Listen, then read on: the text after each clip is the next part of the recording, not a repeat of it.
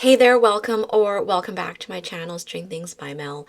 My name is Melissa, and before we get started, I wanted to briefly introduce the pattern that this video focuses on, which is the Nordic Bloom vest. It is a pattern by Caitlin Hunter, also known as Boyland Knitworks. And also, as of right now, this pattern is only available in the Laine magazine Nordic Knits. It's a special publication featuring all Nordic themed patterns, so multiple patterns, including a cardigan version of this Nordic Bloom. That is by Caitlin Hunter, kind of showing, I guess we can call it now, her signature motif, large flower motif. And for the vest version, it is a button-up with a V-neck, and it's worked bottom up, and the flower motif is on the lower half of the body. So that is the pattern that I'll be sharing, showing, discussing all throughout this video. So without further ado, on to the show.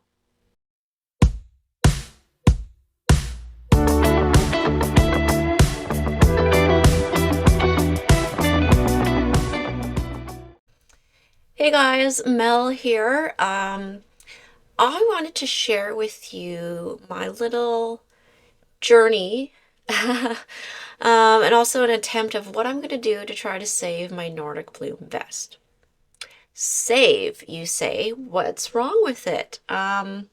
So I haven't been sharing too much about this vest on Instagram. I've kind of just shared snaps of, my progress on it. But a little background on this project. So I'm not using the suggested yarn from the pattern. I'm actually using something that's a little bit lighter in weight. I'm using Knit Picks Wool of the Andes worsted, and really the suggested yarn is more of a bulky weight. The stitch gauge is 16 stitches.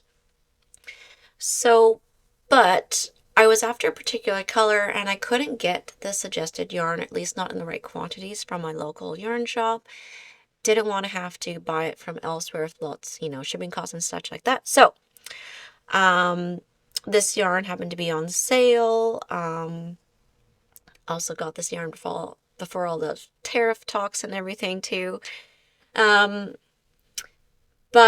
so I'm using Knit Picks worsted weight Wool of the Andes. I've got Larch Heather is this green, and Oyster Heather for the flowers. Now, this vest is essentially done. It just needs to be steeked and buttons added. It's been blocked. But what happened when I swatched for this project, I was quite a bit off in stitch gauge. So I mentioned that the pattern stitch gauge is 16 stitches. I got 20, so a difference of 4 stitches, which is a pretty significant amount considering the gauge and the size of needles being used. So rather than try to find more suitable yarn or like buy a bulky yarn, I decided that to compensate for that difference in stitch gauge, I would just follow instructions for a larger size. Now, I decided to go ahead with this because I also had the same row gauge, which kind of strange that it worked out that way. So really, I just needed to knit a different circumference and row gauge was going to be fine. So if I had hit pattern gauge, size 2 is what I wanted to knit up. Based on some math, I decided to follow instructions for size 5, and that would actually end up with something a little bit bigger than size 2, but smaller than size 3. And that was a size that I was, would be happy with. Still has some positive ease in there, but, hopefully not too much, given the shirts I want to layer this over. So knitting experience, totally fine.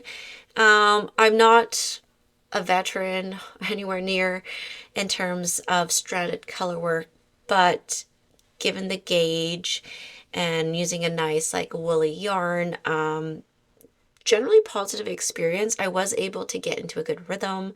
I'm a continental knitter, but I'm also like super useless at English throwing. So I figured out how to do my stranded color work with both strands in my left hand.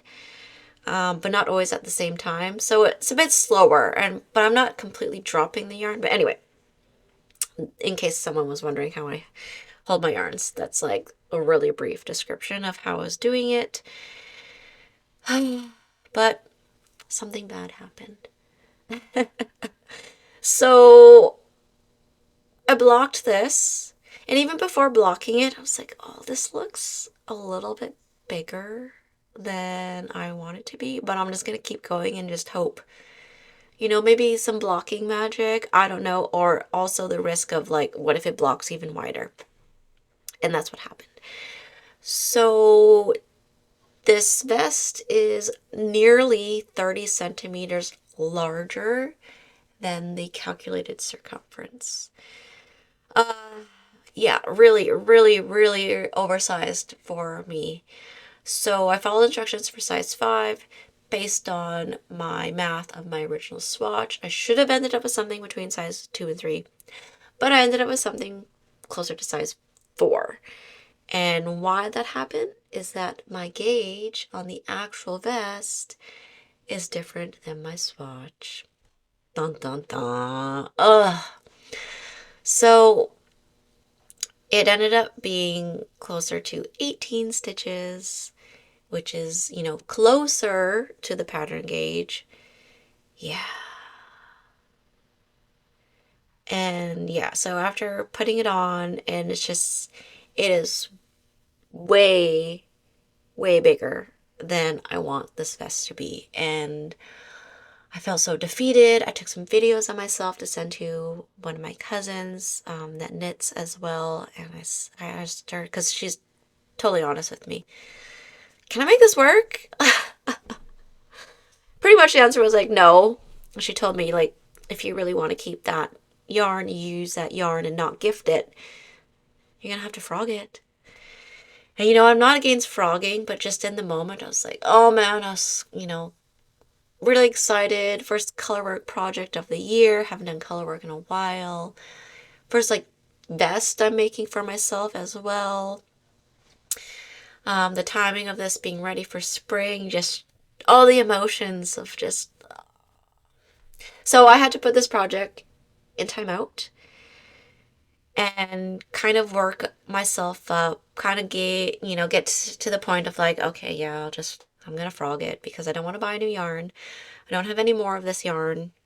I want to use this. I don't, trying to reduce my losses here. And then I was just thinking, I was sitting on the couch one day and I'm like, you know what? This is a steeked colorwork project. What if I just cut out the extra repeats and seam up the sides of this vest? And in theory, I feel like this should work, right? So for the vest as well as the cardigan, the colorwork chart is the exact same across all sizes. All sizes follow the same chart. So really what's the difference between the sizes is the number of repeats for the flower. And yes, so rows is the same. What's different, of course, I guess when you work the fronts and the back, like that's where your difference in length or height is going to be amongst the other sizes, but same number of rows and stitches per motif across all sizes. So I have that in my favor. And so yeah, the plan is to frog all the ribbing, the button band, get back down to the colorwork part, because you finish the colorwork before you split from the armholes. And then I'm going to kind of find kind of like hopefully a natural point where I can like seam these two or like get rid of the extra motifs. I'm going to try doing like the mattress stitch and do the seaming first, try it on, and if it's a circumference I like, then I will just cut out the excess as if it was like almost like a steeked thing, I guess. It should hopefully stay, right? It is a pretty woolly yarn. I don't think it's just going to like fall apart. And then go back, pick up the stitches, follow instructions for size 2, maybe have to fudge the numbers a little bit because stitch gauge is still a bit off, and hopefully come out with a vest that actually fits. So that's the plan. So that is what I'm going to share with you guys. So first step is to do all the frogging. So I'm going to start a bit of that now. My daughter is home. She's having a bit of TV time, so I don't know how much I'll actually get done. So yeah, step 1, frog. Step 2, mattress stitch seam the sides. And yeah, and then we will carry on from there. So wish me luck, guys. I really don't want to have to frog all the whole thing and do the color work again. It was not difficult to do, but if I can avoid that extra bit of a labor, I will.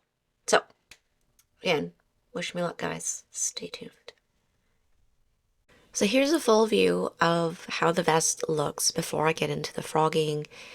I mean, post-blocking, I think it looks great. I like the colors. It has great contrast. I think my flowers turned out really good. But as you see, as I slip it on, it's almost like a poncho on me. The V-neck is very deep. There is a lot of extra fabric, just beyond the recommended amount of positive ease for this vest. The armholes did not turn out very deep, so proportionally speaking, this vest does not have deep armholes, which is nice. But you can see that the fabric is nice. It does have good drape, but there's just too much. I could probably fit 2 of me in this vest, so that just won't do. So let's get to work on frogging this. I'm just about to start the frogging process, but I thought, I did a tubular bind off for the armholes and the button band, so I gotta frog that first. And of course, all my ends have been weaved in because I've already blocked this, so I have to undo all those. So got a bit of work ahead of me, but it'll be less work. I mean, it's gonna be less work. No. It should be worth it, and it will be worth it to get a garment that's going to work for me. So, okay, off I go.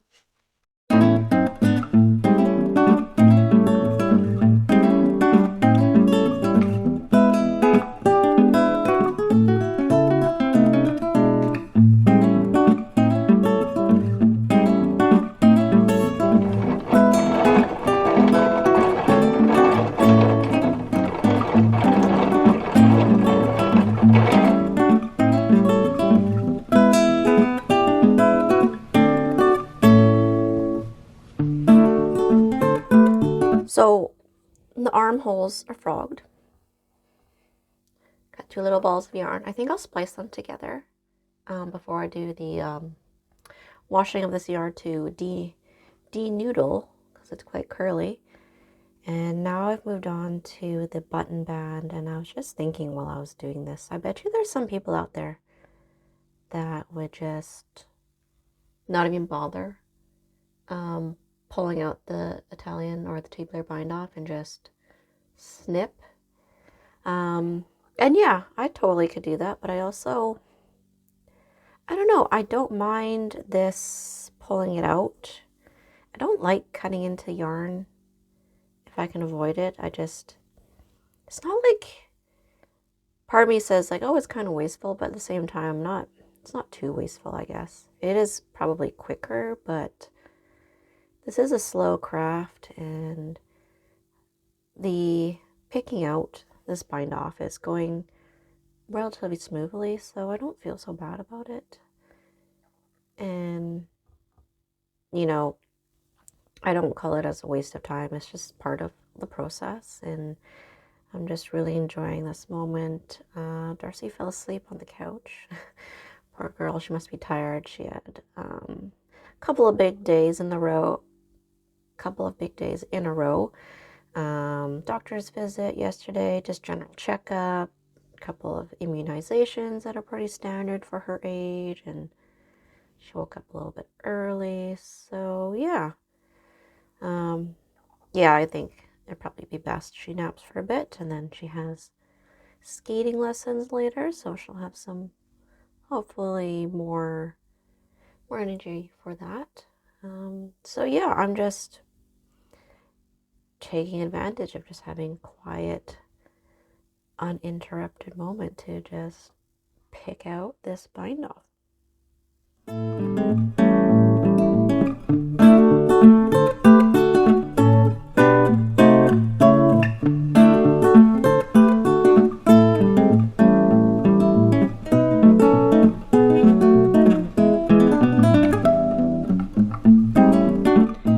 Okay, so all the frogging is done. That was actually relatively painless. The only difficult part was the tubular bind off on the button band. For whatever reason, the fibers on that one, after blocking, really were intermingling with each other, and I was having to essentially felt like ripping them apart. And so the yarn from the button band, like, it looks a little fuzzier than the rest of the yarn. I don't know if that's gonna really pick up on camera, but that might be the last ball of yarn that I reach for when I start to reknit. But as I did the backs and the fronts, I just put them back on the needles, but this doesn't give me enough space to really see the full work. Like, it's kind of bunched up one side, but there you go. The next step in the instructions would be to actually to knit however many fronts and like put the rest of the stitches on hold and just work one front. So that's a good point to stop. So I'm going to transfer all the stitches onto a barber cord so I can really lay this out flat. And I'm going to do the same number of repeats, pattern repeats, as size 2, and just kind of start mattress stitching where I need to and kind of go from there. And so given how like intermingly the fibers were on the button bands when I was frogging, I'm pretty confident that I will be able to just like cut out the excess off the sides, no problem, without it just like falling apart. And I say that because I'm such a newbie with in terms of like steeking. I know it doesn't just fall apart, but there's always a fear. With respect to the rib portion, I'm hoping the mattress stitch just keeps that together as well as is, and hopefully the seam isn't too noticeable, but it is on the side, so it'll just look like I made a seamed garment, which is totally fine. So, yeah, let's get to transferring the stitches over and start choosing my stitch line.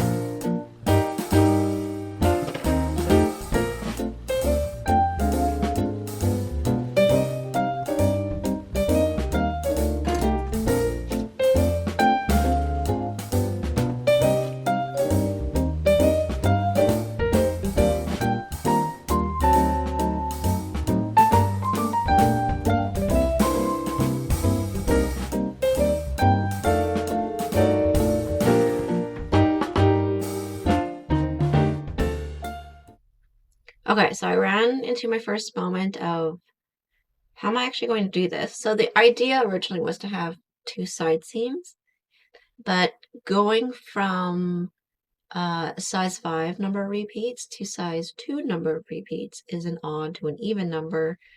So it would mean kind of like cutting one, like I would know, cutting one repeat in half kind of thing. It wasn't going to work out super evenly. So I thought, okay, what if I just remove the excess from the back and maybe risk having a seam in the back? So I started doing the mattress stitch, and it looks like I'll be able to do this pretty cleanly and it won't be super obvious. So I'll show you what I've done so far. So I've only done like a section. I didn't stitch together the ribbing yet. I'll do that after. So I've got some length here to go back into the ribbing, and I just wanted to test out real quick joining the motifs. So we have this kind of cross here, and what I've done is I'm joining two halves of a cross from two different repeats. And I think it looks okay. It's like it will need to be reblocked. But I think I'll be able to do this without an obvious, like, big bulky seam. It's almost like Kitchener stitch, how seamless that kind of join can be. So I'm hopeful this is going to work. And so I only have to do one long seam then, rather than trying to figure out two seams. And yeah, we'll see how that goes. I'm going to try to show you what I'm doing, but the camera's having some difficulty really picking up what's happening. But what I'm doing, mattress stitch, you go in pretty much into the middle of a V of a stitch, and you pick up the strand that's running behind. And in this case, I'm also picking up the float that's running behind as well. And I'm going, stitch for stitch, one on either side. And I'm just doing a pair at a time, just to make sure I'm lining things up properly, and then give it a little tug. And then you can see that things are lining up okay.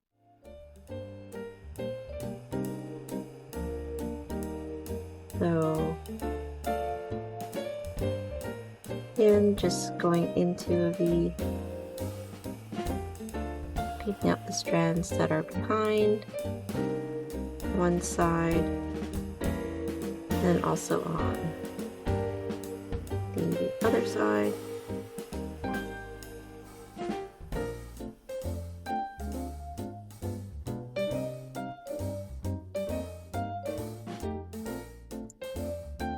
And that's it. So I just have to keep doing that till I reach the underarm area. Or actually, in this case, not the underarm area, until I reach the end. Okay, so I'm done the mattress stitch. It's not perfect. There's a little bit of a jog. That's okay. I think, whatever, it's in the back. I think it's good enough. I am just realizing now, though, I'll have, like, when I cut out the excess fabric, wow, I'll have to kind of like tack down the little ends on the inside. But hopefully I can do that somewhat okay. But like, look at all this. This is all the extra fabric that I'm getting rid of. And this is how it looks. So from far away, I don't think it's noticeable where the seam is in between these two flowers. Yeah, and then was able to maintain the like knit one, purl one pattern at the bottom there as well. So I'm happy with how that turned out. And yeah, doing just one single seam kind of helped going from the odd number of repeats to the even number. Yeah, I guess ideally to make it look like an actual seamed garment, I would have had to kind of, I don't know, do something weird and just get rid of like half on the side. Yeah, anyways, it wasn't lining up. Maybe it would if I tried to think harder, but I don't think it was going to actually work. So I'm happy with that. So next I will not cut the excess yet. I think I can pick up the stitches and start knitting up the remainder of the fronts and the back and see how that goes. Just to be sure and just leave all cutting, including the steek that's in the center between the button bands, for later. So far so good actually, and I have a bit of time now while my daughter and husband are out for skating. So yeah, I think, oh, actually I haven't washed all the frog yarn yet. Do I really want to take the time to wash it, or should I just use it? Or be extra lazy and I do have a skein and a half of unused green yarn. Decisions. We'll see. Think about that. I'll let you guys know. So I decided to de-noodle the yarn, so that means using my Swift. And I knocked the whole thing off my table, and one of the little tabletop parts broke. So I'm pretty sure, I'm hopeful I can just glue it back together, but obviously that was a weak point in the wood, but okay.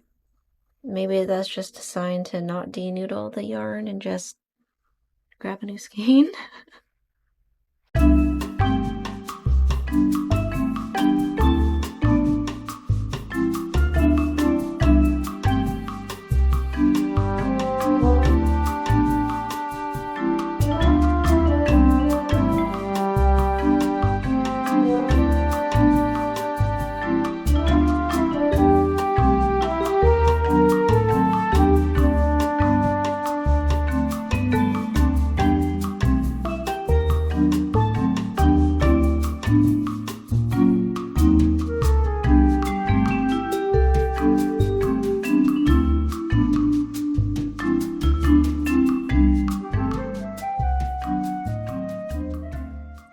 Hey guys, it is day 2 of fixing my Nordic Bloom vest. I'm looking pale in here. I'm gonna blame the lighting. It's not as sunny today in this room that I am in. Which, by the way, I don't think I've mentioned where I am. This is, I guess, a storage area in our house. It's very low sloped ceilings in here. I can stand up straight in here. My husband cannot. It's a very long, narrow room, and it's just been where I've been storing all the crafty goodness, knitting, sewing, painting, wrapping paper, and such. But recently I've been working on turning it into an actual functional workspace. So I was able to measure it out and shift some things, made myself a desk in here. And yeah, I've just been kind of slowly decorating it a bit. It's temporary until we do renovations upstairs.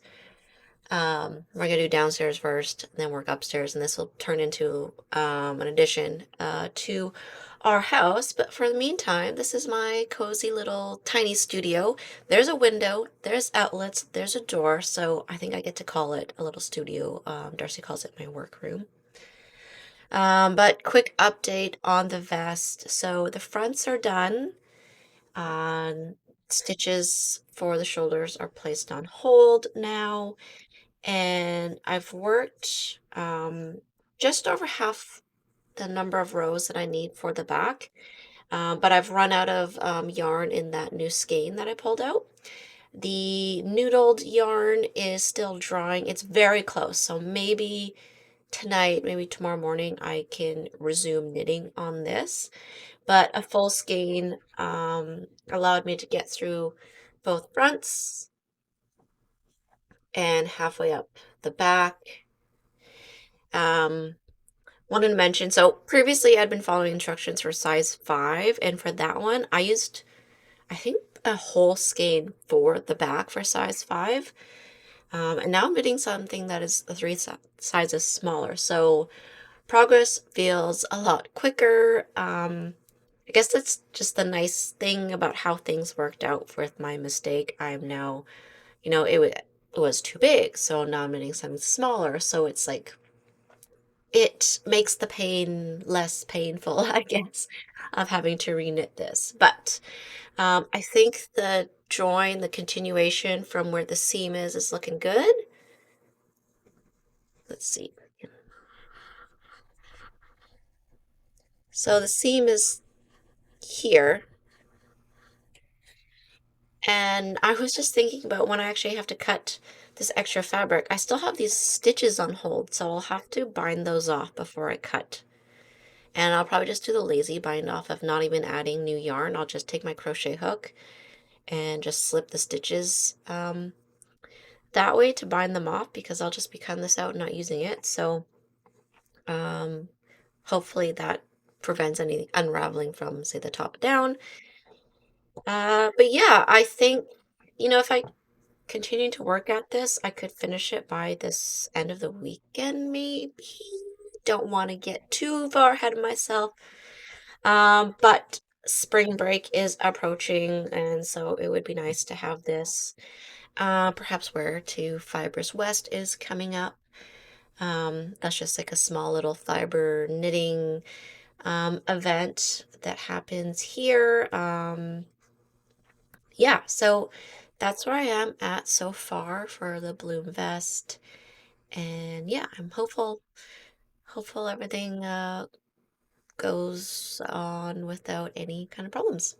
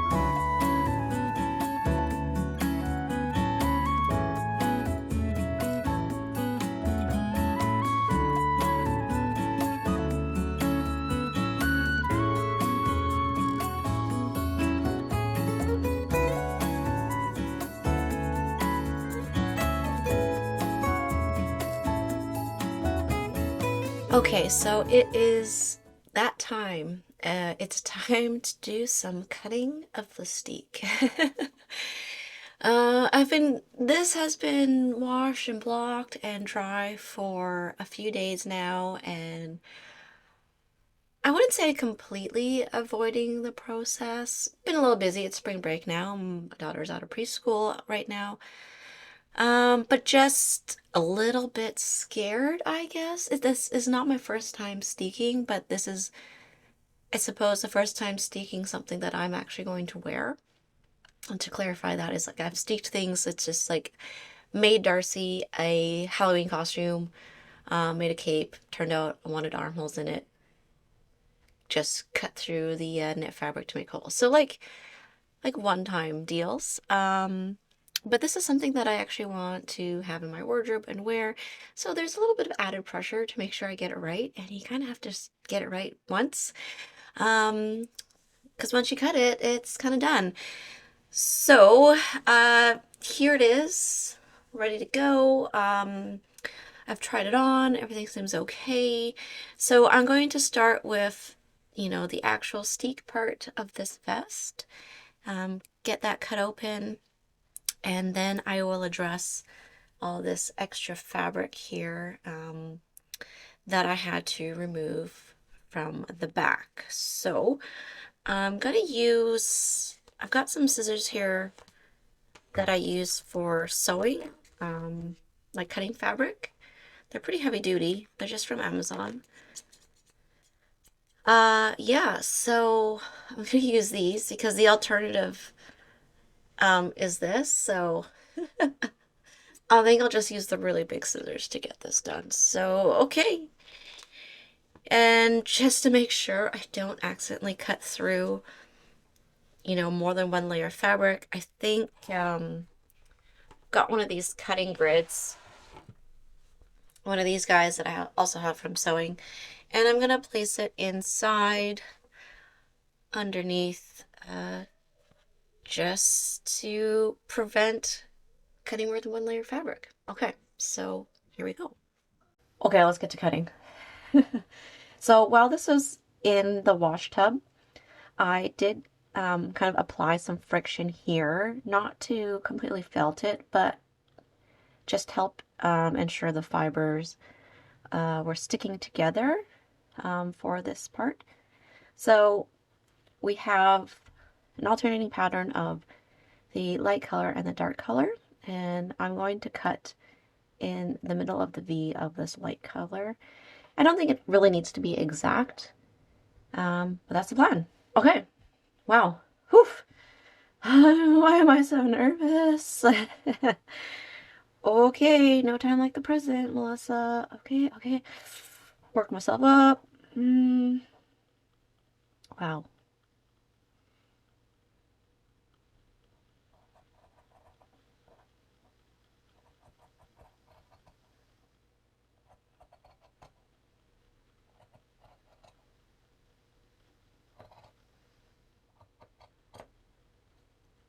Oh my god. So you can see it doesn't completely just fall apart, in case that was anyone's fear with steeking. Wow, there we go. So this will need to be folded inwards and tacked down, I suppose. I might do a quick reblock just to get this fabric to lie a little flatter onto the inside, but there we go. Button band part done. Next is the excess fabric that we have here. Not exactly sure how I'm going to do this one. I could, you know, cut it straight down the middle so I could open it up and see.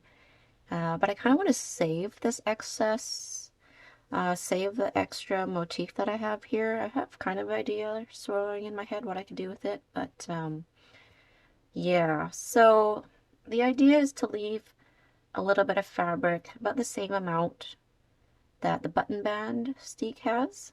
So it's about 3 columns in width. And so what I think I'll do is maybe just follow this rib line. Maybe this one here and cut straight up that way. Maybe that's too much fabric. I guess it doesn't have to be very straight, but I'm that type of person that when I do things, everything has to be like straight or right angles. Okay, okay, let's just cut it. Let's just cut it and hope for the best. Make sure I don't cut my vest. Okay. Here goes. Eek.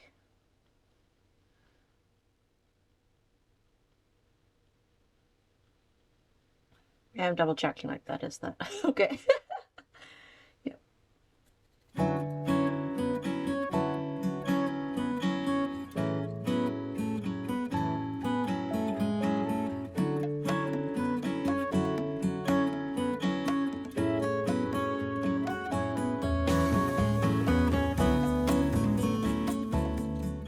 These scissors are really nice and sharp. I haven't actually used them too much for cutting fabric yet, but good find on Amazon. Okay. Dun, dun, dun, dun. So you can see I did not cut a straight line, but whatevs, close enough. Now to cut this other side here. Okay, make sure I still have my grid mat underneath to protect the good fabric.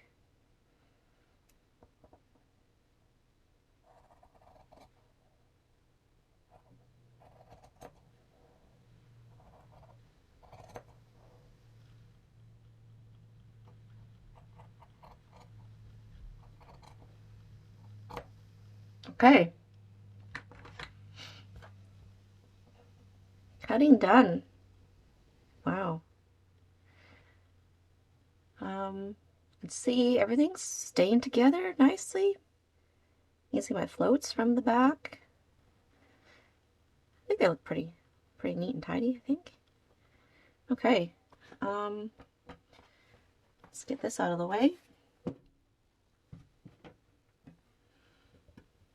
Okay, so here is the extra bit. So I'll have to figure out, because I don't want this bit of ribbing to hang down, so I'll come back. Maybe I'll reblock and get this to really lie flat.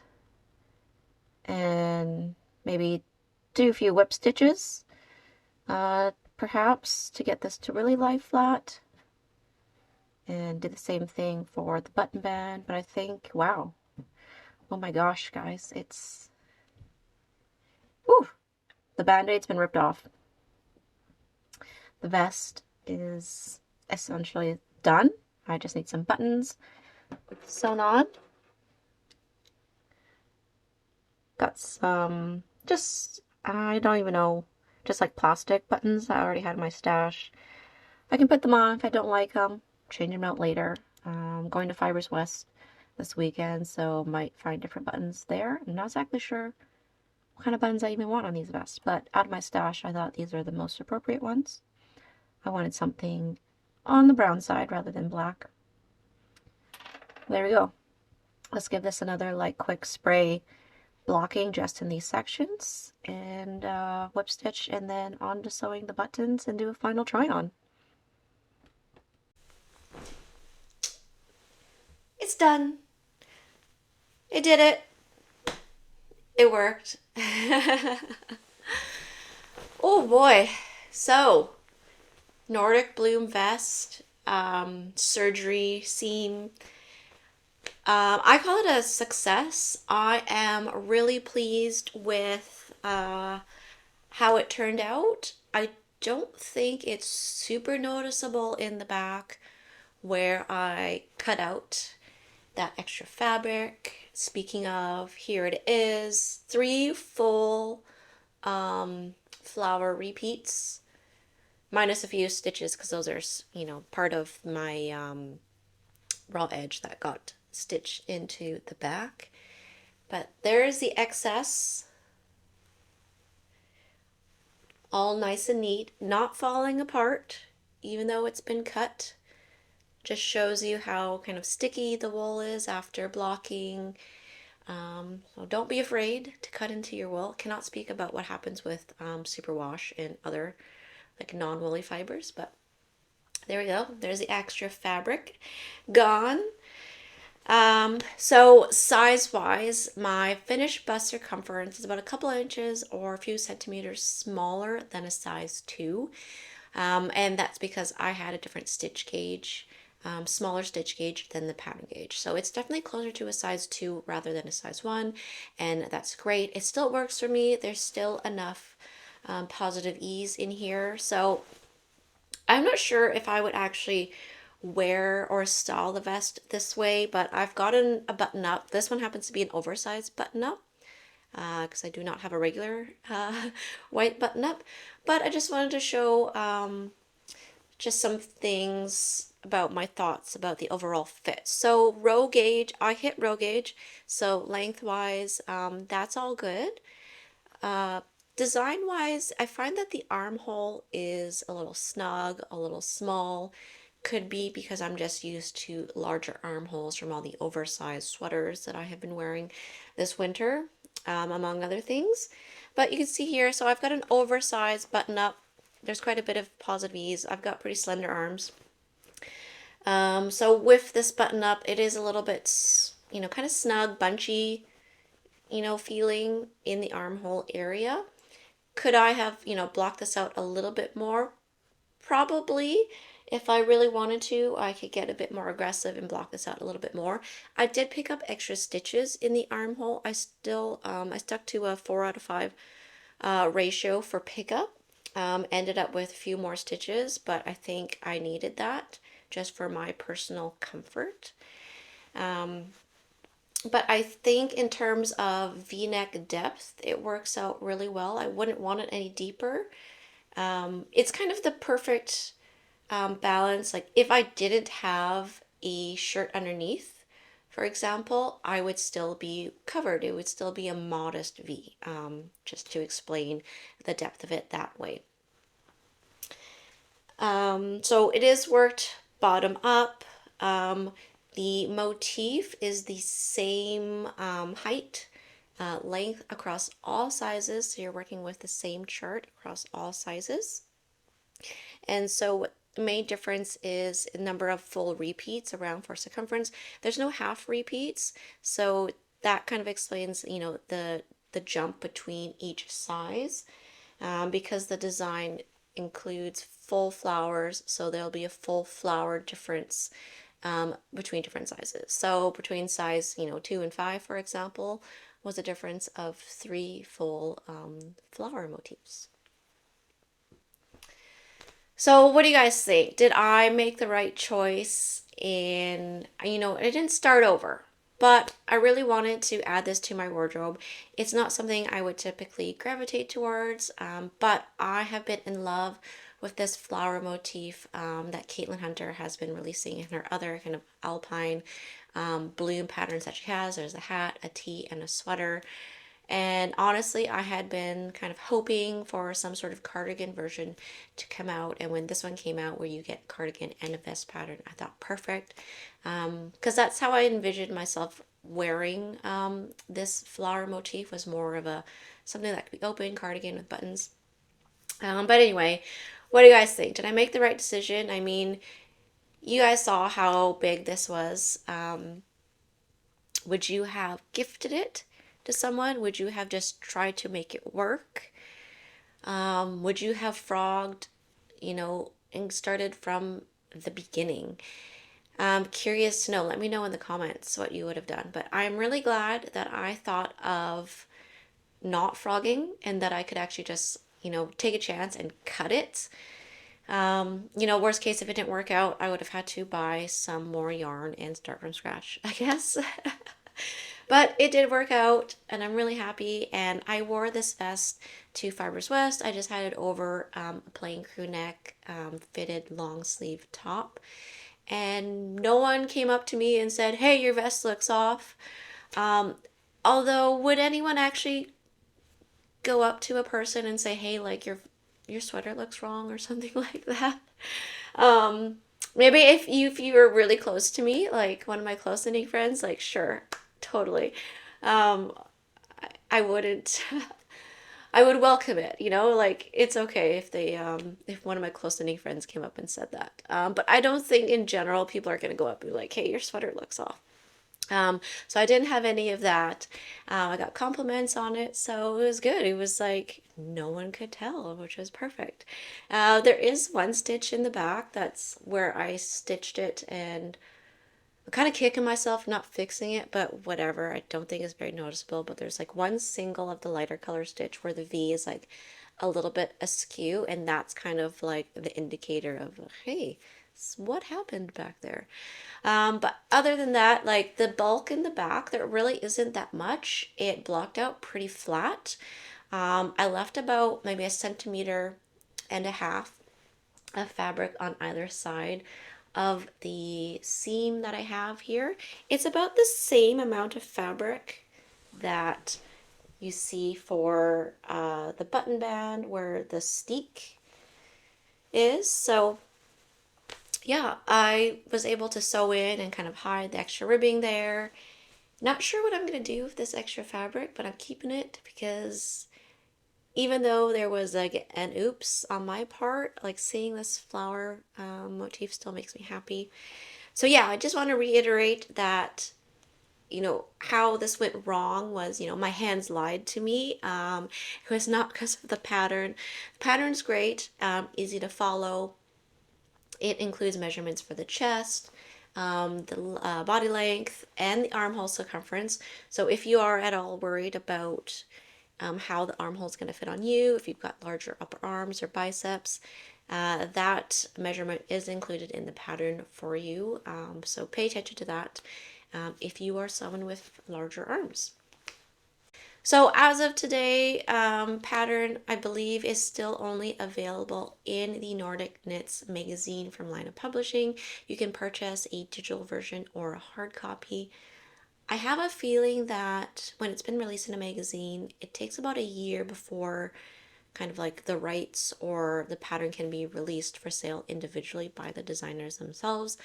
So if you are someone that doesn't want to buy the whole magazine, maybe wait a year-ish. Hopefully it'll be available individually. However, if you buy the digital copy of it, it's pretty fairly priced considering the number of patterns you get in there as well.